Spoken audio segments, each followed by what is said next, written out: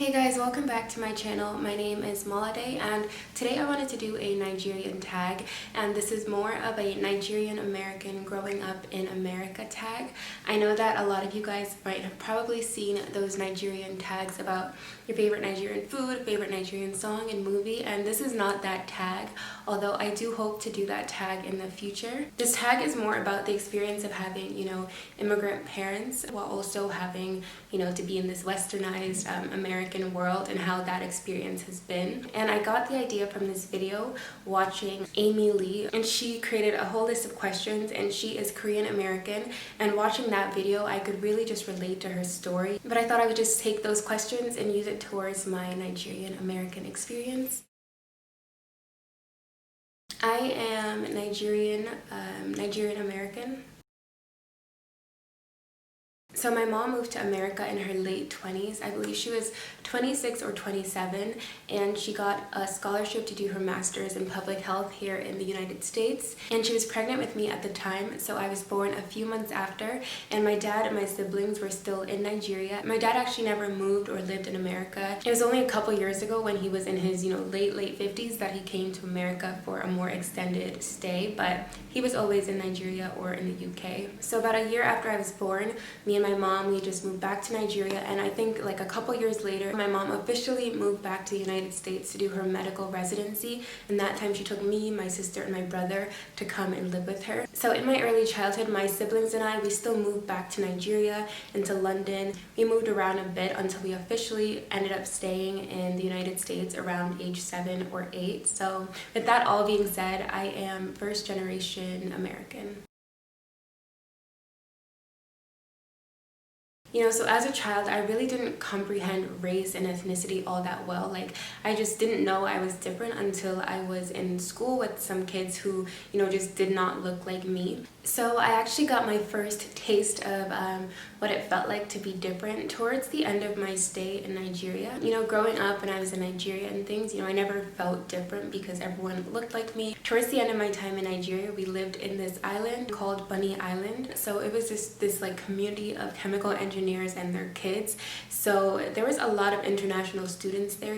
All my friends were from the Philippines or the UK or the Netherlands. We all kind of had that shared experience of our parents speaking different languages and us eating our cultural foods. And my best friend was this girl named Jennifer, and her mom was Nigerian and her dad was British. But I just do have this memory of being around like 7 or so and playing with all my friends, and I remember them all wanting to touch my hair because my hair was poofy and big. My hair grew upward, and my best friend, her hair grew downwards. I just remember that being a moment where I was like, oh, okay, like my hair is, different than, these other kids. But even with that, I don't recall feeling so different than these kids because, again, all of our parents, for the most part, spoke different languages. And my mom tells a story of when we were in New York, and I told you we moved back and forth from Nigeria to America and all this stuff. So this was age 6. But she tells me the story how I came home one day from school,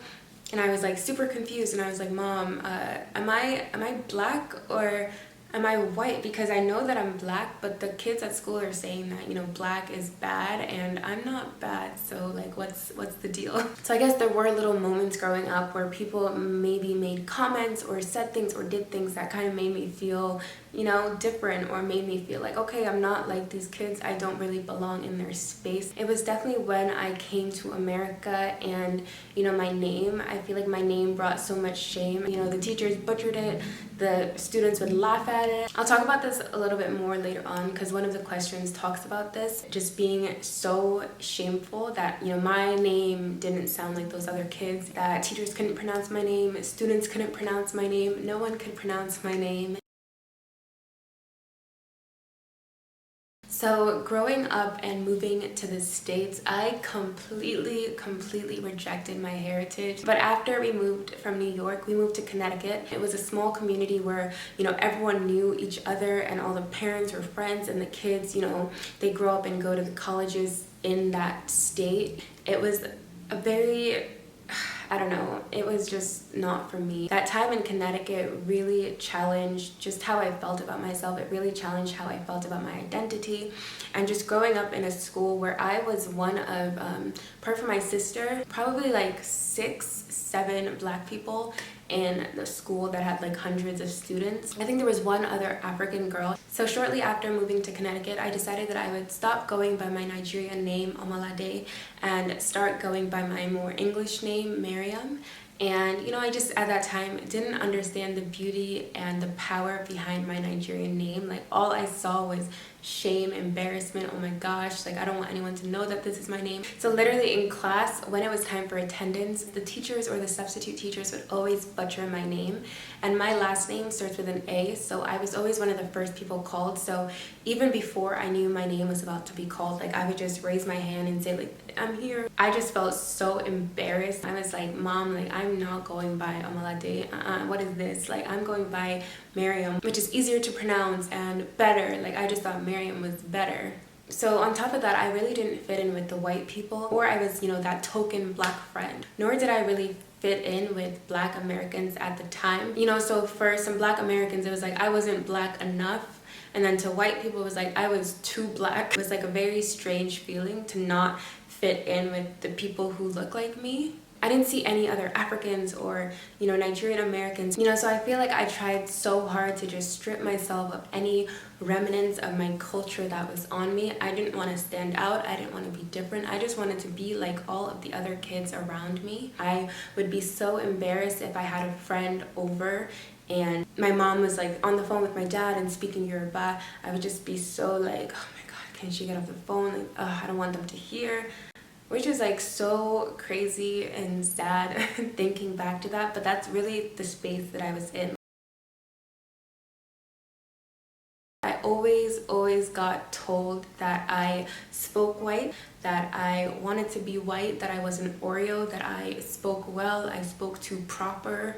So I got that a lot. I feel like my Blackness was always being tested by people. I felt like people were always questioning me, telling me that I wasn't Black enough, that I had to like prove my Blackness. So on both sides with the white Americans and Black Americans, I feel like the stereotype was just, being a dirty, smelly African who lived in huts and didn't use toilet paper. Like, I feel like people said that to me all the time when I was in school. The views that these kids had of Africans were just what they saw on TV. When I would go back to Nigeria for like a holiday or whatever, I would like show kids pictures and be like, see, like there's more to Nigeria and Africa than what you see on those commercials. And then there were moments where I also felt unwanted by Africans because I began to meet Africans who were born and raised on the continent and who just came to America to study, for like university and stuff. Their identities were rock solid and mine was still in formation. So with these Africans that I would meet,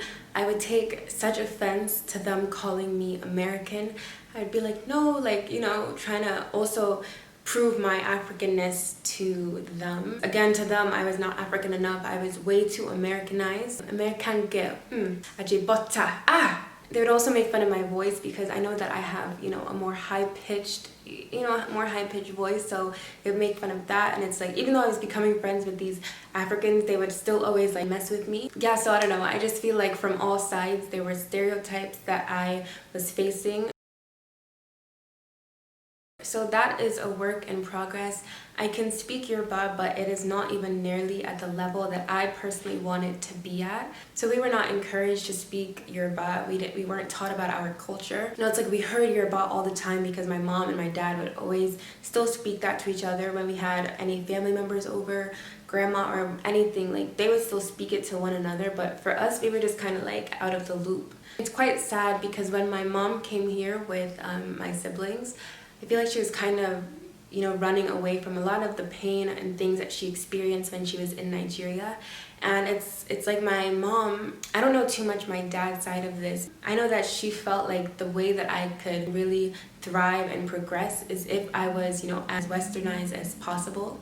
And that was just her frame of thought at the time. So like I said, it was just my mom here raising us, and English is what she spoke to us around the house. The only Yoruba she would speak to us is like during punishment time. From For about 8 months or so, I've been taking Yoruba lessons, which has helped me a lot. I think that my initial motivation was just a conviction. You know, I've wanted to learn it for a while, so now that I was officially an adult and living out of college and being by myself, I'm like, I need to take that step now or I'm not going to take it. I felt like there was really no excuse, and this was the time to, you know, form habits and check off things that I've been wanting to do. I didn't want Yoruba to stop with me because I feel like that would just be, you know, such a tragedy if I was to, you know, bring a child into this world who, you know, who couldn't speak their language or who didn't know their language. I don't know. To me, that just feels like a real tragedy, and I don't want that to happen. So I feel like that's my duty. I wouldn't even want to have children until I have like a good grasp of my language. You know, you still get laughter and people making fun of you, and it's like, listen, I'm trying to learn. You know, my pronunciation is not always going to be perfect, but I'm at least trying.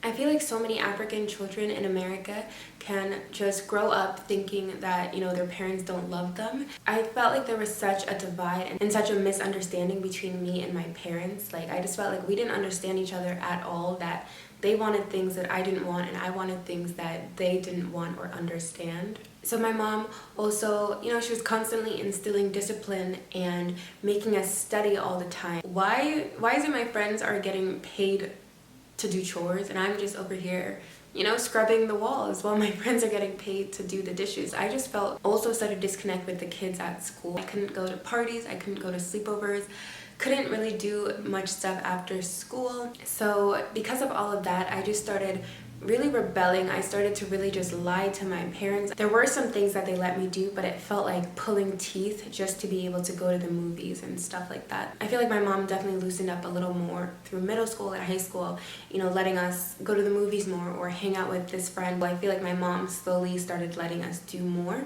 But my dad, anytime he would come to America and come and visit us, like even my best friend that my mom used to let me go to her house all the time now, my dad, you know, he wasn't comfortable with me going over someone else's house.